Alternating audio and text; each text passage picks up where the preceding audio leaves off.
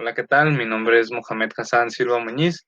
Y pues el día de hoy estamos aquí con un nuevo video para este canal formado por estudiantes de medicina como yo, compañeros y amigos de la Universidad Autónoma de Baja California, que pues empezamos este nuevo proyecto con las ganas de traer nuevos videos acerca de temas de medicina.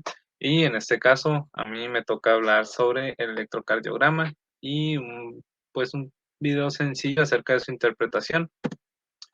Empezando por los contenidos que vamos a ver en este video, pues vamos a empezar con algunos principios básicos acerca de la conducción cardíaca, el papel milimétrico, básicamente cómo está formado y cuáles son los valores que va a tener las derivaciones que vamos a encontrar normalmente en un electrocardiograma y pues ya por último los pasos que vamos a utilizar para leer correctamente un electrocardiograma normal.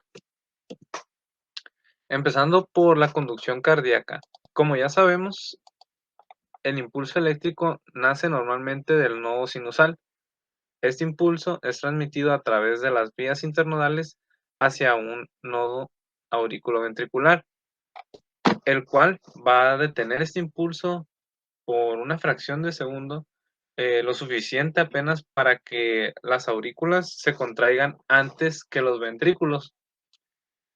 A partir de este nodo va a nacer un haz de His, el cual se va a dividir en una rama derecha y una rama izquierda. La rama derecha directamente va a dar estas fibras de Purkinje, las cuales van a ser las responsables de la activación del ventrículo derecho.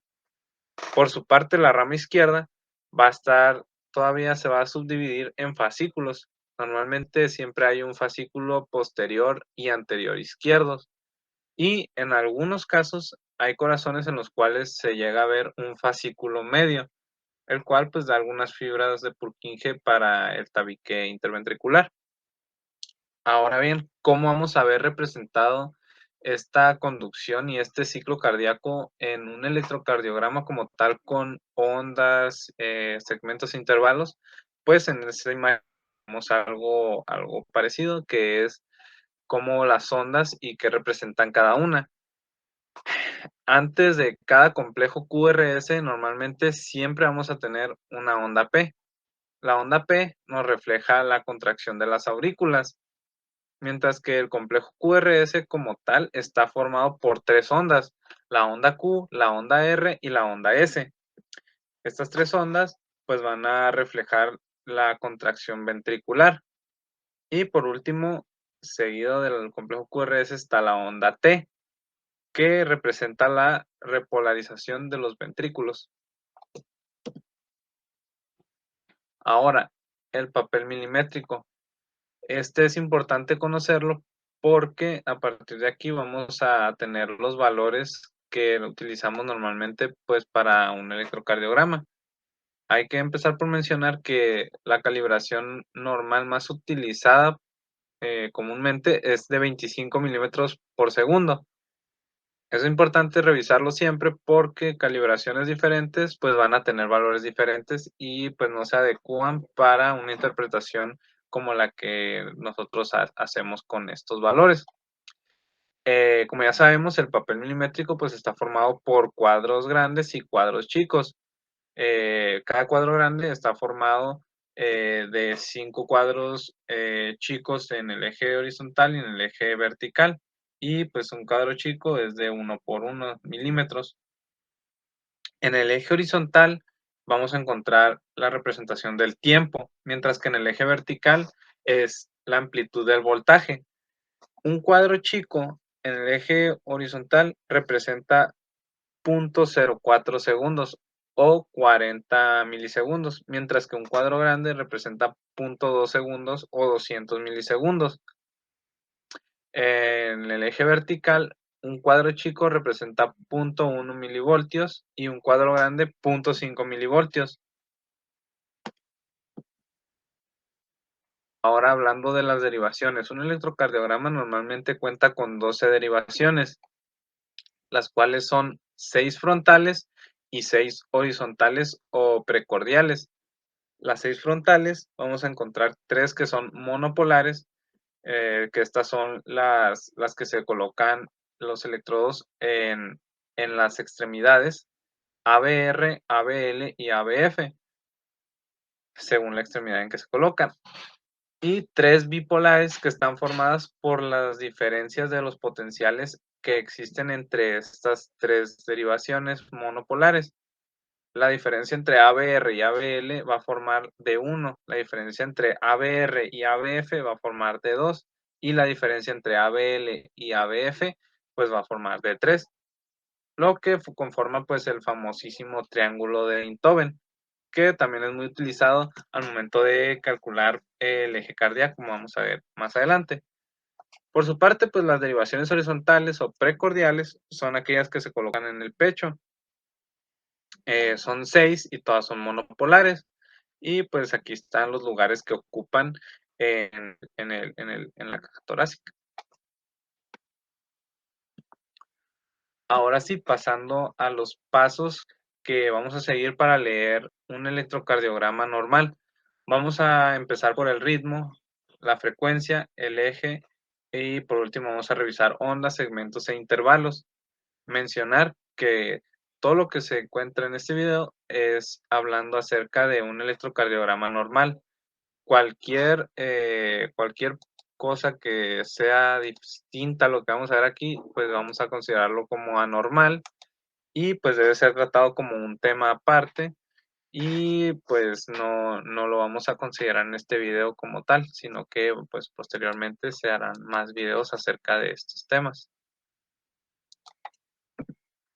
Empezando por el ritmo, ¿qué es lo que nos debemos de preguntar acerca del ritmo?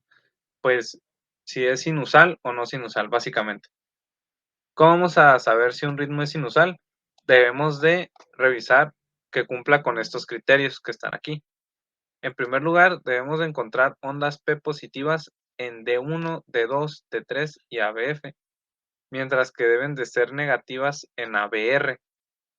La frecuencia cardíaca debe de estar entre 60 y 100 latidos por minuto, que pues es la frecuencia que normalmente maneja el nodo sinusal en situaciones normales. El nodo sinusal es quien inicia el impulso para la contracción del corazón.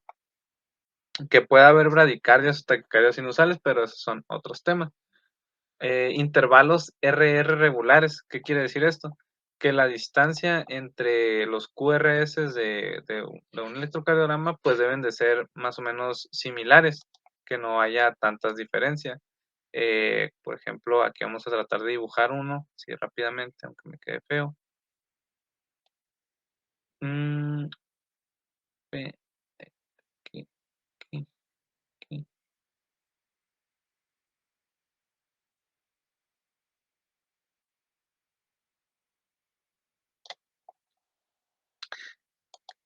Como vemos, la distancia entre cada QRS debe de ser lo más similar posible. Eso quiere decir que tienen intervalos RR regulares. Y como último punto, debemos de ver que todo complejo QRS es precedido por una onda P, como en este caso, que vamos a ver que hay. En este caso, esta sería la onda P, la onda P, la onda P, que van antes del complejo QRS. Y pues las otras serían las ondas T, que indican, como ya vimos, la repolarización de los ventrículos.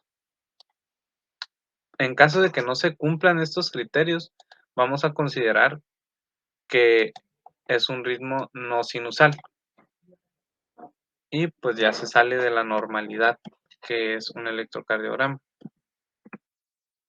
Ahora hablando de la frecuencia, para calcular la frecuencia, pues debemos de identificar primeramente si hablamos de un ritmo regular o un ritmo irregular.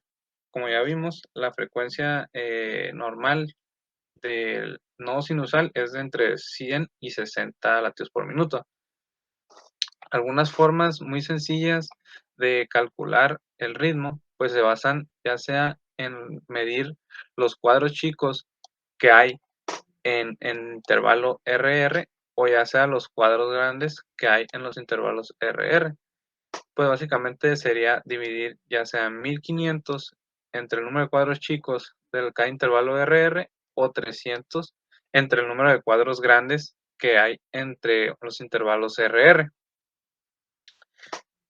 Afortunadamente también existe un método un poco más rápido, el cual es más práctico, pues para que no tener que hacer tantas operaciones y demás, cual lo podemos aplicar muy fácilmente si tenemos dos R que están o que caen en, digamos que exactamente en la línea de un cuadro grande. ¿Esto por qué?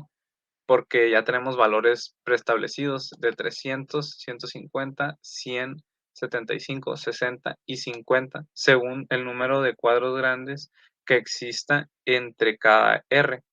Por ejemplo, si tenemos un complejo QRS que cae aquí, es decir, que cae exactamente a 1, 2, 3, 4 cuadros grandes de distancia. La distancia entre cada uno es de 4 cuadros grandes, pues ya sabemos que son 75 latidos por minuto. ¿Esto por qué? Pues esto se deduce básicamente por el papel milimétrico. Ya sabemos que un cuadro grande equivale a 0.2 segundos. ¿Eso qué quiere decir? Que si existiera un complejo QRS exactamente a una distancia de un cuadro grande, sabríamos que el corazón estaría latiendo cada 0.2 segundos, lo cual en 60 segundos nos daría un valor de 300 latidos por minuto, como vemos aquí. Si por el contrario es a dos cuadros grandes de distancia, el siguiente complejo QRS, pues entonces sabemos que la distancia es de 0.4 segundos cada latido. Es decir, va a tardar el doble en latir el corazón, por lo tanto la frecuencia cardíaca pues sería la mitad, es decir, 150. Y así sucesivamente, en 3 pues sería 0.6, es decir, el triple. Y pues sería como ir dividiendo básicamente 300 entre 2, 300 entre 3, 100, 300 entre 4, 300 entre 5 o 300 entre 6. Y pues si tenemos más bien dos R que caen pues favorablemente en el inicio bueno, en un cuadro grande, pues es muy sencillo calcular la frecuencia con este método. Y por último, mencionar que los ritmos irregulares pues no se pueden calcular con ninguno de estos métodos, debido a que pues los intervalos RR pues no son equidistantes, entonces no tendría sentido calcularlo con estos métodos. Por el contrario, lo que se puede hacer pues es calcularlos de otra manera, que son, vamos a contar 30 cuadros grandes, que pues equivale a 6 segundos. ¿Cuántos complejos QRS hay?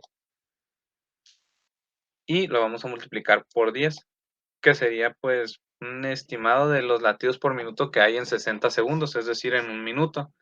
Entonces, si nosotros contamos, no sé, por ejemplo, me equivoqué. Si contamos, por ejemplo, no sé, 10 latidos en lo que son 30 cuadros grandes, es decir, 66 segundos, pues lo vamos a multiplicar por 10 para obtener más o menos el número de latidos en un minuto, sería 100. Y pues de esta manera es como podemos calcular la frecuencia en un electrocardiograma que tiene un ritmo irregular. Ahora hablando del eje, para calcular el eje debemos de considerar que este se calcula a partir de las derivaciones frontales, que como ya vimos son monopolares y bipolares. Las derivaciones van a tener, como ya vimos, este famoso triángulo, van a formar más bien este famoso triángulo de Beethoven, el cual pues nos va a dar este sistema hexaxial a partir del cual ya están preestablecidos algunos valores en grados que nos sirven para calcular el eje. ¿Cómo lo vamos a hacer? Vamos a ver qué derivaciones son perpendiculares entre sí. Eso quiere decir que van a formar ángulos de 90 grados. Por ejemplo, ABF forma un ángulo de 90 grados con D1, ABL forma un ángulo de 90 grados con D2 y ABR lo forma con D3.